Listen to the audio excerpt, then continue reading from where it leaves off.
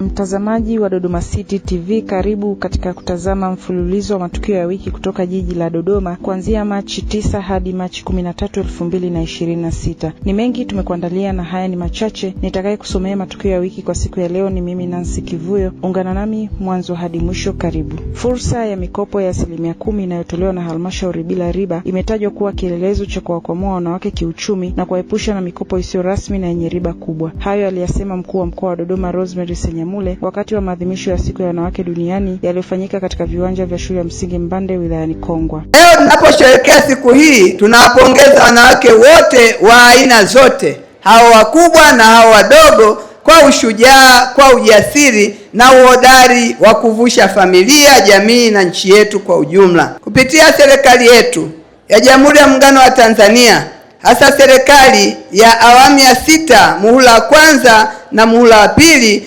imeendelea kufanya mambo mengi ambayo yanawawezesha wanawake kupata fursa zote ambazo tungetakiwa kuzipata ili kukua katika sekta mbalimbali.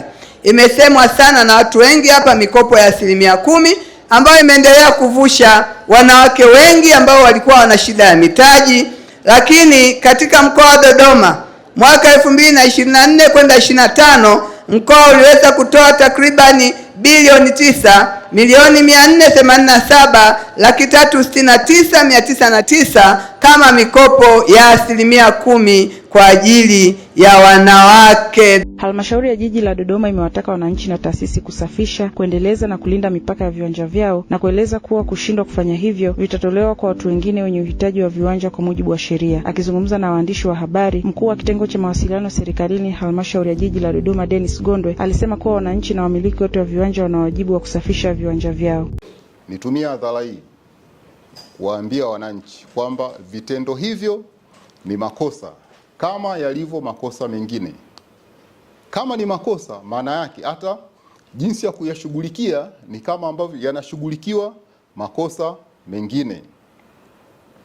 Ndugu wanahabari, kwa ilani hii tunaitoa leo, halmashauri ya jiji la Dodoma inawataka wananchi wote.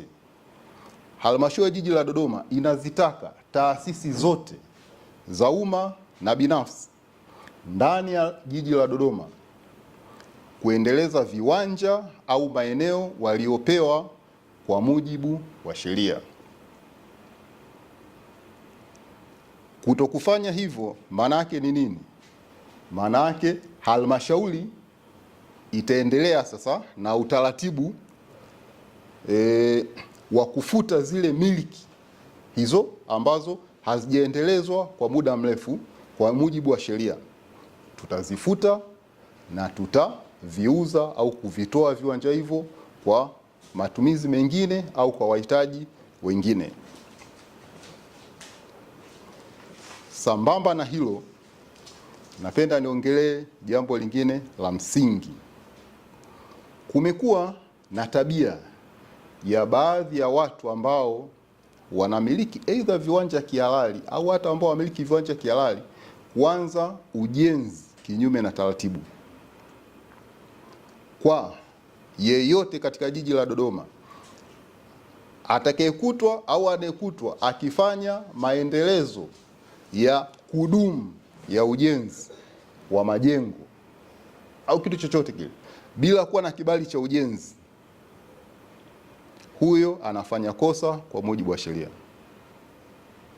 na halmashauri itaendelea na zoezi la ubomoaji wa ukiukaji huo wa sheria.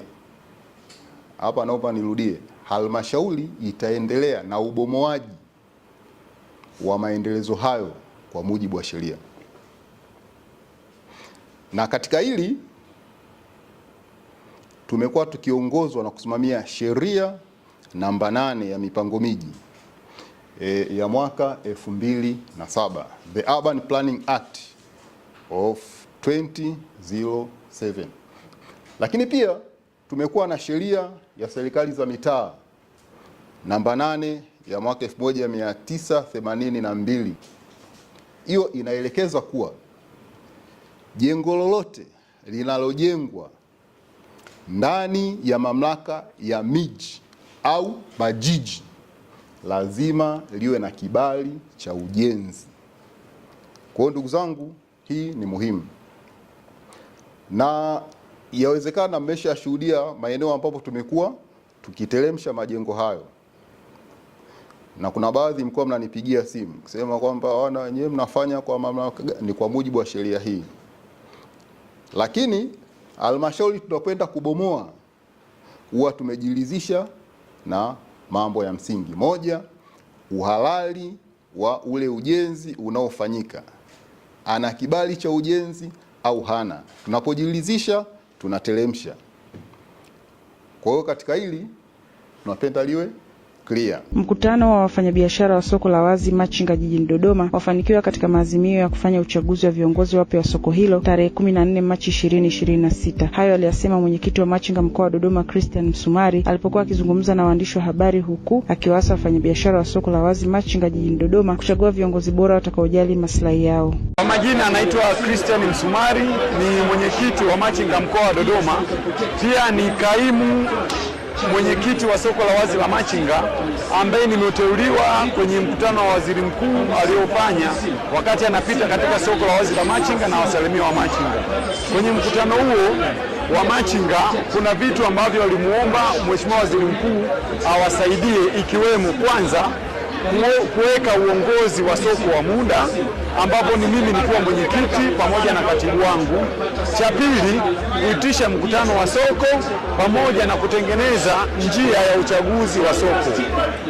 Nashukuru Mungu mpaka hapa tulipofika tumefanikiwa kufanya mkutano wa soko kama maelekezo ya waziri mkuu yalipokuwa yanaelekeza na kama hitaji la Machinga lilipokuwa linahitajika, na tumeshafikia maazimio ambayo yalikuwa yanahitajika. Kwa hiyo yale yote matakwa ya Machinga walikuwa yanahitaji tumekubaliana nayo, ikiwemo la kufanya mkutano ndio tumeufanya, na la uchaguzi ambapo tumekubaliana Jumamosi ndio tutafanya uchaguzi wa soko. Kwa maana hiyo, mimi kama mwenyekiti wa soko la muda napenda sana kushukuru serikali kwa namna ambavyo imejitahidi kutusikiliza sisi wa Machinga na kuhakikisha inatusaidia kutatua changamoto zetu za umachinga. Kwa hiyo naishukuru sana serikali na Mungu aendelee kuwabariki viongozi wa serikali. Nao wafanyabiashara walikuwa na haya ya kusema kuhusu uchaguzi huo. Jina naitwa Dula. Block C napatikanika hapo. Of course tunataka viongozi ambao makini, wasio janja, tunataka viongozi ambao makini wa kuangalia maendeleo ya soko. Maana sokoni kuna changamoto nyingi sana hapo. Unaona, kwa hiyo tunahisi kwamba tunataka kwamba watusimamie vizuri katika kazi zao. Sio habari za ujanja hatutaki. Sababu kama ujanja ushafanyika sana. Unaona. Kwa hiyo tunahisi kiongozi makini atapatikanika msimu huu. Kwa majina anaitwa Fadhili Omari Mohamed almaarufu Mbaruku, mfanya biashara wa Machinga Complex. Katika uchaguzi sisi tunachokiomba uchaguzi uwe wa huru na haki, na tupate viongozi ambao watatuwezesha malengo yetu sisi kama wa Machinga kufika pale ambapo tumetarajia. Viongozi ambao ni wababaishaji sisi hatuwahitaji katika soko letu, maana changamoto ni nyingi sana ndani ya soko la Machinga Complex.